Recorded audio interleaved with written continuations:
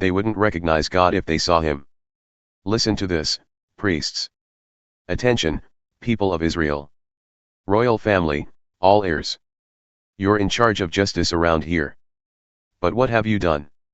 Exploited people at Mizpah, ripped them off on Tabor, victimized them at Shittim. I'm going to punish the lot of you. I know you, Ephraim, inside and out. Yes, Israel, I see right through you. Ephraim, you've played your sex and religion games long enough. All Israel is thoroughly polluted. They couldn't turn to God if they wanted to. Their evil life is a bad habit. Every breath they take is a whore's breath. They wouldn't recognize God if they saw me. Bloated by arrogance, big as a house, they're a public disgrace, the lot of them, Israel, Ephraim, Judah, lurching and weaving down their guilty streets. When they decide to get their lives together and go off looking for God once again, they'll find it's too late. God, will be long gone.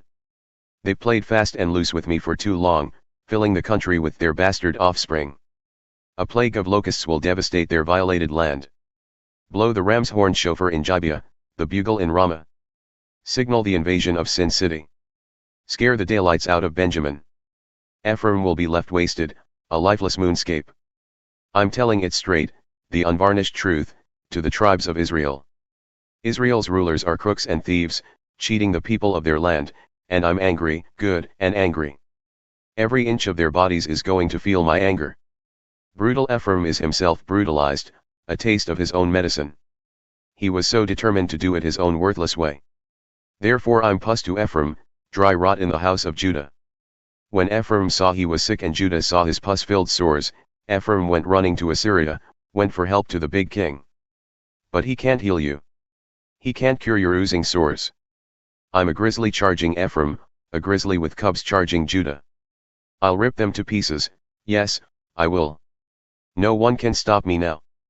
I'll drag them off. No one can help them. Then I'll go back to where I came from until they come to their senses. When they finally hit rock bottom, maybe they'll come looking for me. Gangs of priests assaulting worshippers. Come on, let's go back to God. He hurt us, but he'll heal us. He hit us hard, but he'll put us right again. In a couple of days we'll feel better.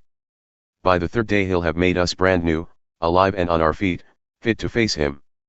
We're ready to study God, eager for God knowledge. As sure as dawn breaks, so sure is his daily arrival. He comes as rain comes, as spring rain refreshing the ground. What am I to do with you, Ephraim? What do I make of you, Judah?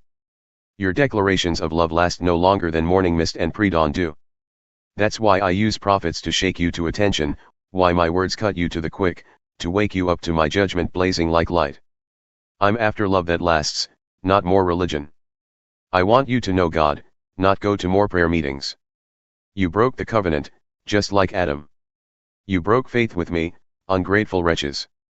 Gilead has become crime city, blood on the sidewalks, blood on the streets. It used to be robbers who mugged pedestrians. Now it's gangs of priests assaulting worshippers on their way to Shittim. Nothing is sacred to them. I saw a shocking thing in the country of Israel, Ephraim worshipping in a religious whorehouse, and Israel in the mud right there with him. You're as bad as the worst of them, Judah. You've been sowing wild oats. Now it's harvest time. Despite all the signs, Israel ignores God. Every time I gave Israel a fresh start, wiped the slate clean and got them going again, Ephraim soon filled the slate with new sins, the treachery of Samaria written out in bold print. Two-faced and double-tongued, they steal you blind, pick you clean. It never crosses their mind that I keep account of their every crime. They're mud-spattered head to toe with the residue of sin. I see who they are and what they've done. They entertain the king with their evil circus, delight the princes with their acrobatic lies. They're a bunch of overheated adulterers, like an oven that holds its heat from the kneading of the dough to the rising of the bread. On the royal holiday the princes get drunk on wine and the frenzy of the mocking mob. They're like wood stoves, red hot with lust. Through the night their passion is banked, in the morning it blazes up, flames hungrily licking. Murderous and volcanic, they incinerate their rulers. Their kings fall one by one, and no one pays any attention to me. Ephraim mingles with the pagans, dissipating himself. Ephraim is half-baked. Strangers suck him dry but he doesn't even notice. His hair has turned gray, he doesn't notice. Bloated by arrogance, big as a house, Israel's a public disgrace. Israel lumbers along oblivious to God, despite all the signs, ignoring God. Ephraim is bird-brained, mindless, clueless, first chirping after Egypt, then fluttering after Assyria. I'll throw my net over them. I'll clip their wings.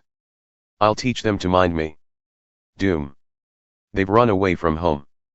Now they're really in trouble. They've defied me. And I'm supposed to help them while they feed me a line of lies? Instead of crying out to me in heartfelt prayer, they hoop it up in bed with their whores, gash themselves bloody in their sex and religion orgies, but turn their backs on me. I'm the one who gave them good minds and healthy bodies, and how am I repaid? With evil scheming. They turn, but not to me, turn here, then there, like a weather vane.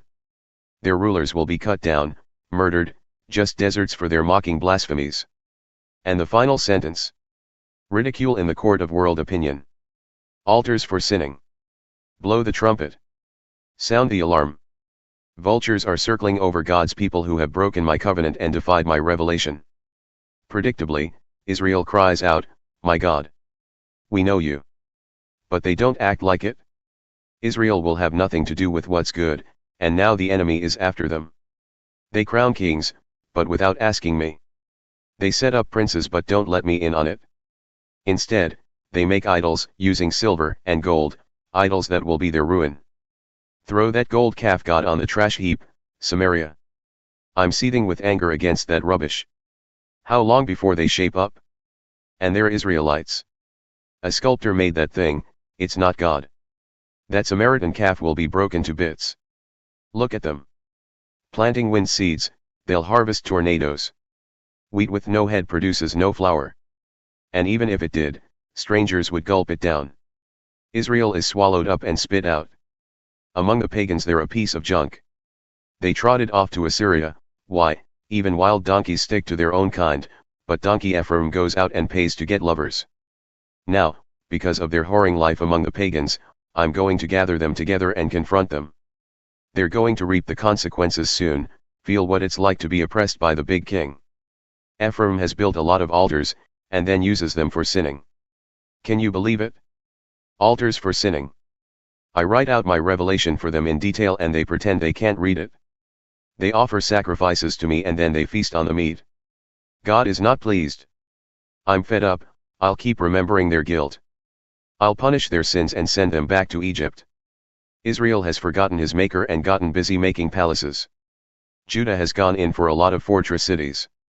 I'm sending fire on their cities to burn down their fortifications.